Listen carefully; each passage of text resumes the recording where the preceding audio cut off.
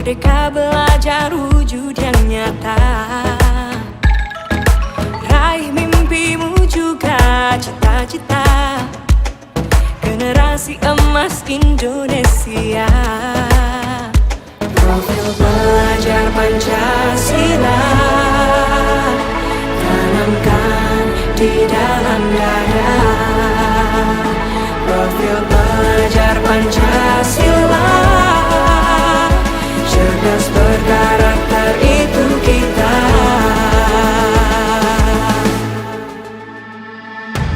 Beriman dan bertakwa pada Tuhan yang Maha Esa.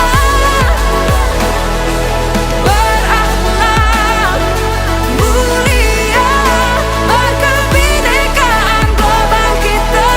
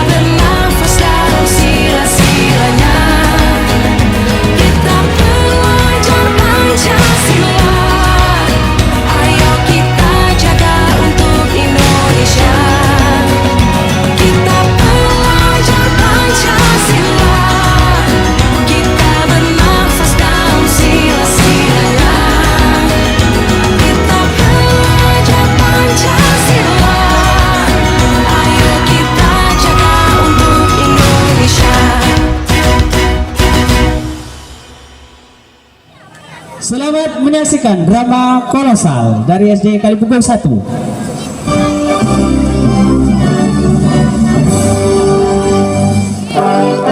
Masa yang dinanti selama ratusan tahun akhirnya datang juga. 17 Agustus 1945, Indonesia menyatakan dirinya sebagai negara yang merdeka, sebagai sebuah negara berdaulat. Namun, belum genap 1 bulan usia kemerdekaan, Indonesia mendapat cobaan yang berat. Tentara sekutu yang di dalamnya ada tentara Belanda mendarat di Jakarta dan kota-kota besar lainnya di Indonesia. Bung Karno dan Bung Hatta berupaya melakukan upaya diplomatik untuk mendorong tentara sekutu bekerja profesional untuk meluruskannya saja, tidak mengetaati status kemerdekaan Indonesia. Namun upaya itu tidak membuahkan hasil. Bawa yang benar, cepat-cepat, ayo, cepat. Beras itu milik kita, ayo ambil. Atas saran Jenderal Besar Sudirman, Bung Karno diminta untuk mengirim utusan khusus kepada Raisul Akbar Nahdlatul Ulama Hadratus Syekh Kiai Haji Hasyim Asy'ari di Ponpes Tebu Ireng Jombang. Tujuannya untuk meminta fatwa tentang hukum berjihad membela negara yang notabene bukan negara Islam seperti Indonesia. Assalamualaikum. Waalaikumsalam. Kiai, saya utusan dari Bung Karno. Beliau menitipkan pesan. Apa pesan Bung Karno? Beliau berpesan, apakah hukumnya membela tanah air? Bukan membela Allah, membela Islam, atau membela Al-Quran. Sekali lagi, membela tanah air, apa hukumnya, Kiai? Hukum membela negara dan melawan penjajah adalah fardu ain bagi setiap mukallaf yang melawan penjajah itu, termasuk jihad fisabilillah. Oleh karena itu, umat Islam yang mati dalam peperangan adalah syahid, dan mereka yang mengkhianati perjuangan dan memecah persatuan, bahkan menjadi tangan kanan penjajah, wajib hukumnya diperangi. Perang menolak dan melawan penjajah itu fardu ain yang harus dikerjakan orang-orang Islam, laki-laki, perempuan, anak-anak, bagi yang bersenjata atau tidak, bagi yang berada dalam jarak lingkaran 94 km dari tempat masuk dan kedudukan musuh. Bagi orang-orang yang di luar jarak lingkaran tadi, kewajiban itu jadi fardu kifayah yang cukup kalau dikerjakan sebagian saja. Kemudian Kiai Haji Hasyim Asy'ari memanggil Kiai Haji Wahab Hasbuah dari Tambak Beras Jombang. Kiai Wahab diminta mengumpulkan ketua-ketua Nahdlatul Ulama se-Jawa dan Madura untuk membahas fatwa tentang hukum berjihad membela negara. Pada tanggal 21 sampai 22 Oktober 1945, PBNU menggelar rapat Konsul NU se-Jawa dan Madura di Surabaya, menghasilkan resolusi jihad sekaligus menguatkan fatwa jihad Rais Akbar Nahdlatul Ulama. Bismillahirrahmanirrahim. Resolusi Jihad Nahdlatul Ulama seluruh daerah Jawa Madura memutuskan memohon dengan sangat kepada pemerintahan Republik Indonesia supaya menentukan dan mengupayakan tindakan yang nyata dan sepadan terhadap usaha-usaha yang membahayakan kemerdekaan dan agama dan negara Indonesia, terutama dengan pihak Belanda dan kaki tangannya, supaya memerintahkan perjuangan yang bersifat sabilillah untuk tegaknya negara Republik Indonesia dan agama Islam. Selanjutnya, kami berfatwa bahwa setiap muslim tua dan miskin sekalipun wajib memerangi orang kafir yang merintangi kemerdekaan Indonesia. Yang kedua, pejuang yang mati dalam perang kemerdekaan Indonesia layak disebut syuhada. Dan yang ketiga, warga negara Indonesia yang memihak kepada Belanda dan sekutunya dianggap memecah belah persatuan. Oleh karena itu, layak dihukum mati. Pada Pada tanggal 25 Oktober, pasukan Inggris mendarat di Surabaya, dipimpin oleh Brigjen Malabi. Hanya berselang 3 hari pasca resolusi jihad, dicetuskan 6.000 pasukan sekutu mendarat di Tanjung Perak, Surabaya dengan persenjataan lengkap. Mendengar kedatangan pasukan penjajah, ribuan santri dan kiai dari penjuru Jatim bergerak menuju Surabaya. Maka terjadilah pertempuran antara para pejuang Surabaya melawan sekutu.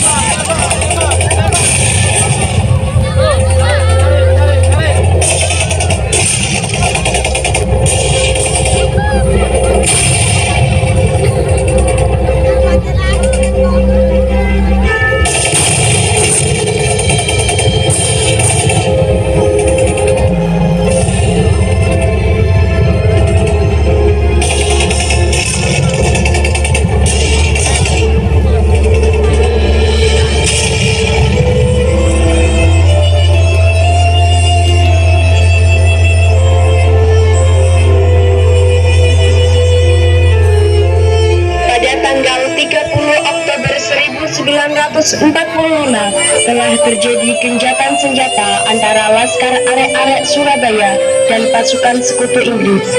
Sore hari usai kesepakatan gencatan senjata, rombongan Biro Kontak Inggris menuju ke gedung Internasional yang terletak di samping Jembatan Merah. Namun, sekelompok pemuda Surabaya menolak penempatan pasukan Inggris di gedung tersebut. Mereka meminta pasukan Inggris kembali ke Tanjung Perak sesuai kesepakatan gencatan senjata. Kalau beritahu mereka bahwa kita setuju gencatan senjata dengan Indonesia. Iya, Pak. Jangan ingkari kesepakatan itu, karena itu membuat nama baik kita hilang dan tidak dipercaya lagi. Tenang, saudara-saudara. Bung Karno dan Bung Hatta telah setuju untuk gencatan senjata. Karena itu benar, lucuti saja mereka, lucuti senjatanya, lucuti.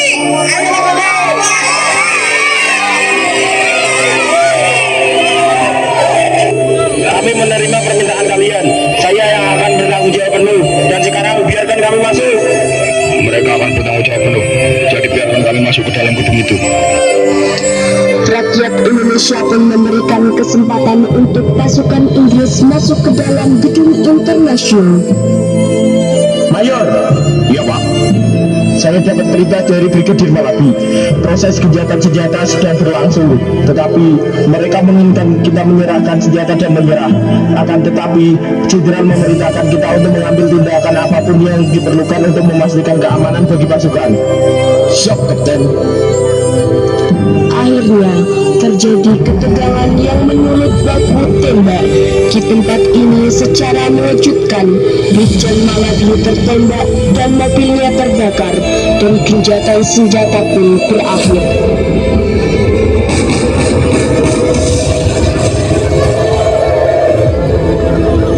Pengganti Malabi, Jenderal Robert Manser, mengultimatum Laskar Pejuang dan tentara Indonesia agar menyerahkan senjata kepada Inggris paling lambat 10 November 1945.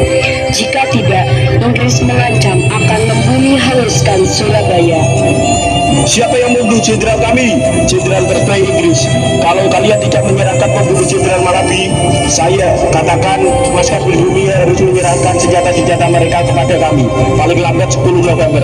Kalau tidak, akan saya bumi hanguskan Surabaya.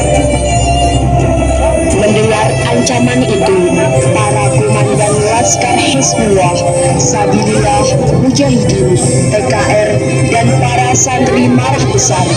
Ada pemuda bernama Sutomo yang sering disebut Bung Tomo, sowan kepada Kiai Haji Hashim Asy'ari. Ia meminta izin untuk menyiarkan dan menyebarkan resolusi jihad. Bismillahirrahmanirrahim. Merdeka, saudara-saudara penduduk kota Surabaya, kita semuanya telah mengetahui bahwa hari ini tentara Inggris telah menyebarkan pamflet-pamflet yang memberikan suatu ancaman kepada kita semua. Kita diwajibkan untuk dalam waktu yang mereka tentukan menyerahkan senjata-senjata yang telah kita luput dari tangannya tentara Jepang. Tetapi inilah jawaban kita. Selama pantai-pantai Indonesia masih punya darah merah yang dapat membuat secari kain putih, merah dan putih, maka selamanya itu tidak akan kita menyerah kepada siapapun juga. Allahu Akbar, Allahu Akbar, Allahu Akbar. Merdeka! Pada tanggal 10 November 1945, pertempuran kembali meluas menyambut berakhirnya ultimatum AFNEI. Perang besar pun pecah. Ribuan pejuang syahid. Pasukan Kiai Abbas berhasil memaksa pasukan Inggris kocar kacir dan berhasil menembak jatuh 3 pesawat tempur RAF Inggris. Kiai, sepak terjang Belanda semakin mengkhawatirkan. Mereka menduduki tempat-tempat strategis. Allah, Dan bahkan kini Belanda sudah memasuki Singosari. Allah, Dan rakyat-rakyat kecil yang tidak berdosa banyak yang menjadi korban. Masya Allah. Sepertinya kini kelelahan. Kiai, Kiai, Kiai, Kiai, Kiai. Inna lillahi wa inna ilaihi raji'un.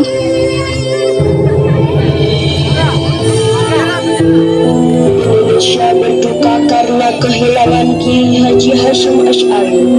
Namun perjuangan terus membara demi negara kesatuan Republik Indonesia walau pasca negara terekspor dengan baik. Pada hari ini, para santri telah mendiskualifikasikan perjuangan para santri dalam mempertahankan negara kesatuan Republik Indonesia. Jangan lupakan sejarah.